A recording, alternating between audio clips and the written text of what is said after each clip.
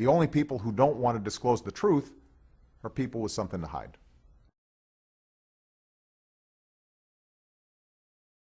Now, our friend Michelle Bachmann is going to be on Meet... do we have our Meet the Depressed music? She's going to be on Meet the Depressed on Sunday. First of all, Michelle, be ready for this one. Will you here right now tell the birthers that Obama was born in America? Yes or no? Be ready for that one, because that's a big one with David Gregory. Isn't it your responsibility as a congressperson from Minnesota to tell those people that Obama was born in America? Yes or no? Gee, I wonder why my TV ratings are going down. All right, kill it. Thank you. In any event, Michelle Bachmann and her staff have been digging and digging.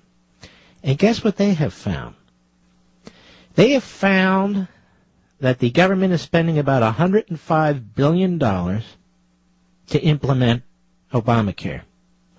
And that members of Congress didn't know about it. Because it's all pushed around there. It's spreading the wealth. It's in this part of that part of this budget over here, that little part over there. About $105 billion, they estimate. This is why they've been delaying the judge in Florida. I tell you, we have a rogue administration, a rogue president. They're lawless, and there's simply no question about it. The judge thinks so, too. At least he has a sense of humor, though. So, about $105 billion.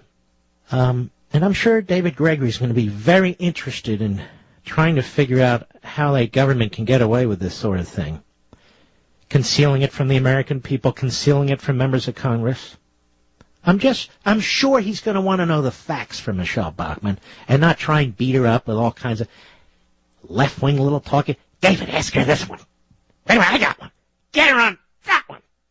Remember when she said this? Get it. Hit her on that quote. Hit her with that one. We'll see if he uses violent rhetoric with her or if he's a professional. Michelle Bachmann, I want to know about the birthers. We had the Speaker of the House on here, and all he would say that Obama was born in America. But he wouldn't denounce everybody else. Will you here and now? Have you ever been a member of the Communist Party? Excuse me. You're not allowed to ask that one. That one you're not allowed to ask anymore. Have you ever been a member of the Communist Party? Yes. Okay, you're approved. You can be an Obama staffer. Now, are you a Maoist, a Trotskyite, a Leninist, a Stalinist? Yes, and yes. Okay. You can be the domestic policy advisor. Next application. Are you a birther? Yes. You're disqualified. Are you a truther? Oh, a 9/11 truther. Oh. Well, you qualify for a leading role in Hollywood. Michael Moore film. Funny how this works, doesn't it? Isn't it? I'll be right back. Mark Levin.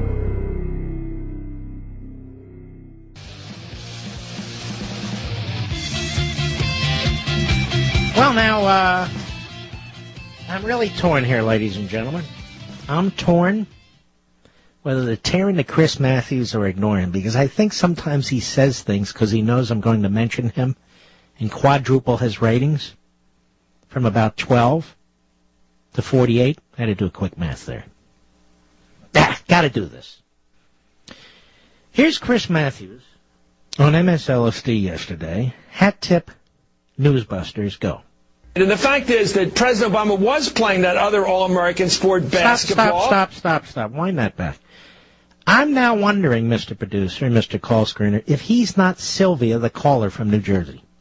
Am I right? They talk so fast, like they're on something. Go ahead. And the fact is that President Obama was playing that other All-American sport, basketball. He was on a championship team. There's a great picture. I'm looking great there. They won the Hawaii State Championship. All this is on the record. He was a regular kid who kept his nose clean, did everything right, ended up on the Harvard. Whoa. Now, we know he didn't keep his nose clean. What was one of those stupid books he supposedly wrote? What was it called? Dreams of My Father? Or Dreams of My Fathers? What was it? Father, okay. Didn't he have two fathers? Well, whatever, I get confused.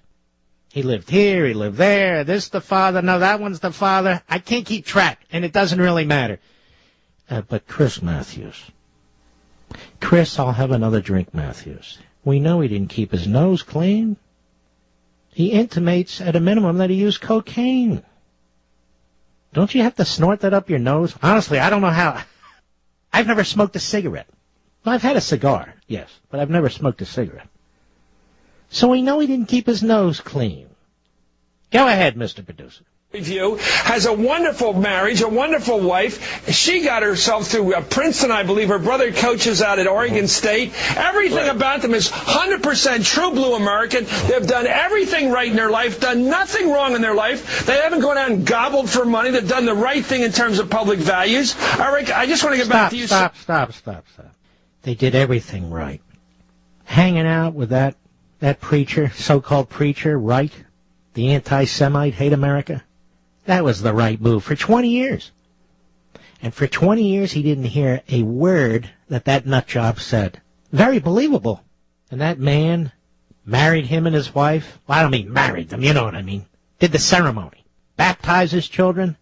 Out of all the churches to choose, out of all the places of worship to choose, Obama was attracted to Reverend Wright. Farrakhan's buddy. Gaddafi's buddy. He did everything right, this Obama. So why criticize the man? Kept his nose clean, except, that little cocaine thing. But his nose was clean because of it. Okay. And hanging out with a couple of terrorists. We all do that. Ayers and his lovely wife, Dorn. Yeah, what's the big deal? People do those things. Kept his nose clean most of the time. Hung out with the right people most of the time. But he plays basketball, and he played basketball, and that's what attracts Chris Matthews to Barack Obama. He played basketball. We'll be right back.